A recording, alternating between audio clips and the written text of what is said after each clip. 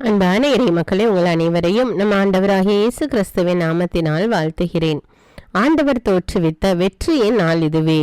இன்று அக்களிப்போம் அகமகிழ்வோம் என்று திருப்பாடல்கள் 118:24 நாம் பார்க்கிறோம். ஆண்டவரால் தரப்படும் வெற்றி நிலையானது, உண்மையானது.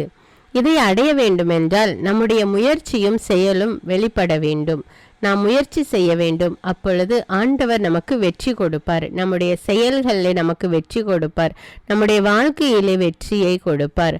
கடவுள் தரும் வெற்றியின் அடையாளங்களை நாம் வாழ்வில் காண நாம் முயற்சி செய்ய வேண்டும். நம்மிடம் எந்த முயற்சியும் இல்லை என்றால் ஆண்டவர் தருகின்ற அருளை நம்மால் உணர முடியாது. ஆண்டவர் கூறுவது இதுவே: நீதியை நிலைநாட்டுங்கள், நேர்மையை கடைபிடியுங்கள். நான் வழங்கும் விடுதலை அண்மையில் உள்ளது, நான் அளிக்கும் வெற்றி விரைவில் வெளிப்படும். ஆண்டவர் நமக்கு வெற்றி கொடுக்க வேண்டும் என்றால் நாம் முதலில் நீதியோடும் நேர்மையோடும் வாழ வேண்டும். நீதி நேர்மையை கடைபிடிக்கும் போது ஆண்டவர் நம்முடைய செயல்களில் நமக்கு வெற்றி கொடுக்கிறார். ஆண்டவர் தாம் திருப்பொழிவு செய்த யாவருக்கும் வெற்றி தருகிறார். மேலும் நீதிமான்களின் கூடாரத்தில் வெற்றியின் மகிழ்ச்சி குரல் ஒலிக்கும். நாம் ஆண்டவருடைய நீதி நெறிகளை கடைபிடித்து நேர்மையோடும் நேரிய உள்ளத்தோடும் செயல்படும் போது ஆண்டவர் நமக்கு வெற்றி கொடுக்கிறார். இன்றைக்கு நீங்கள் செய்கிற காரியத்திலே உங்களுக்கு வெற்றி கிடைக்கவில்லை என்றால் நீங்கள் என்ன தவறு செய்தீர்கள், அல்லது நீங்கள் நேர்மையோடு செயல்படுகிறீர்களா என்று உங்களையே நீங்கள் பரிசோதித்து பாருங்கள். நாம் நேர்மையோடு செயல்படாமல் ஆண்டவர் என்னுடைய செயல் எனக்கு வெற்றி கொடுக்கவில்லை, ஆண்டவர் என்னை ஆசீர்வதிக்கவில்லை என்று ஆண்டவரை பழித்து பேசக்கூடாது. மாறாக நம்முடைய செயல்களை நாம் நேர்மையாக மாற்றிக்கொள்ள வேண்டும்.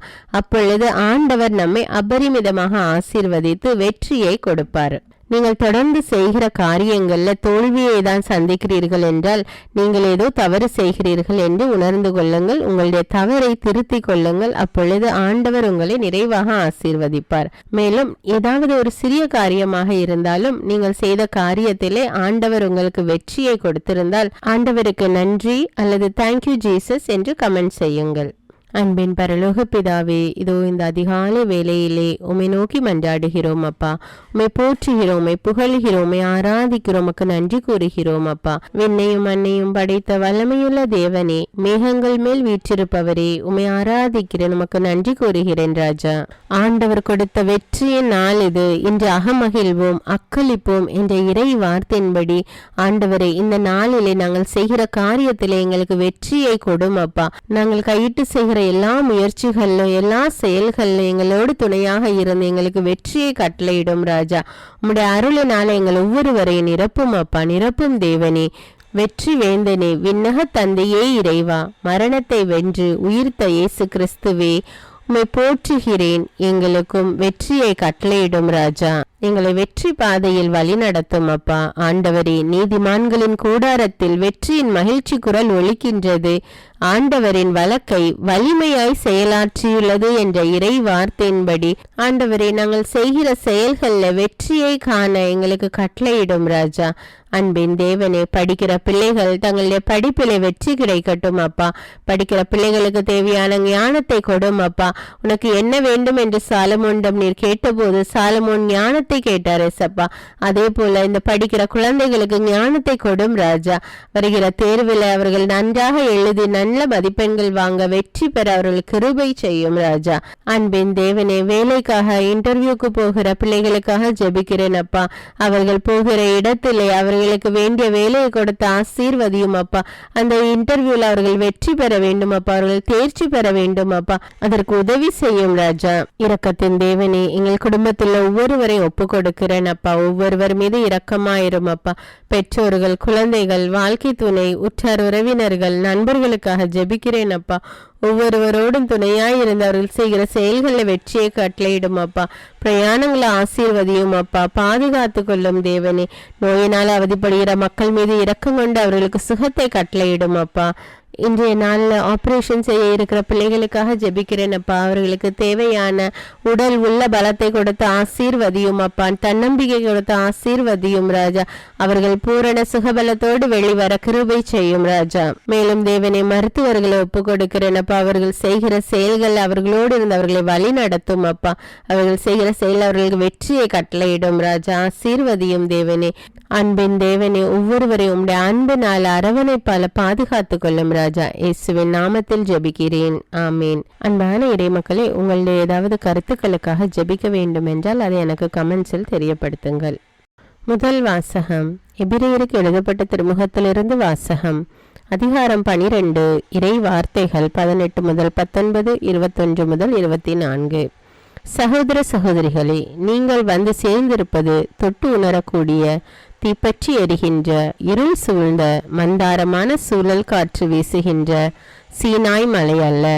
அங்கு எக்காலம் முழங்கிற்று, பேசும் குரல் ஒன்று கேட்டது. அக்குரலை கேட்டவர்கள் அதற்கு மேல் தங்களோடு அது ஒரு வார்த்தை கூட பேச வேண்டாம் என்று கேட்டுக்கொண்டார்கள்.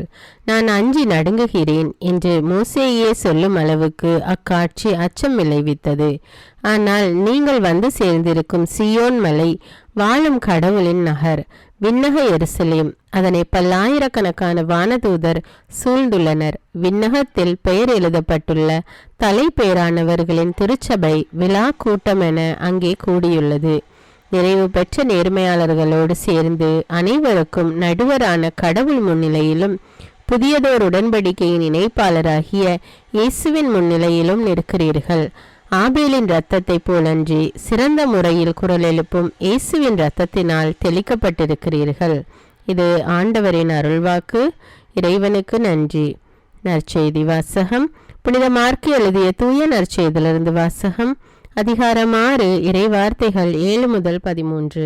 அக்காலத்தில் இயேசு 12 தம்மிடம் வரவழைத்து அவர்களை இருவராக அனுப்பத் தொடங்கினார். அவர்களுக்கு தீய ஆவிகள் மீது அதிகாரமும் அளித்தார். மேலும் பயணத்திற்கு கைத்தடி தவிர உணவு, பை, இடைக்கச்சையில் செப்பு காசு முதலிய வேறு எதையும் நீங்கள் எடுத்துக்கொண்டு போக வேண்டாம். ஆனால் மிதியடி போட்டுக்கொள்ளலாம். அணிந்திருக்கும் அங்கி ஒன்றே போதும் என்று அவர்களுக்கு கட்டளையிட்டார்.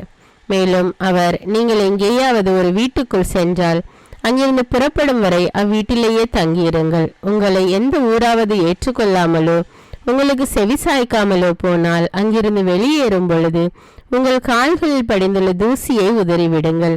இதுவே அவர்களுக்கு எதிரான சான்றாகும் என்று அவர்களுக்கு கூறினார்.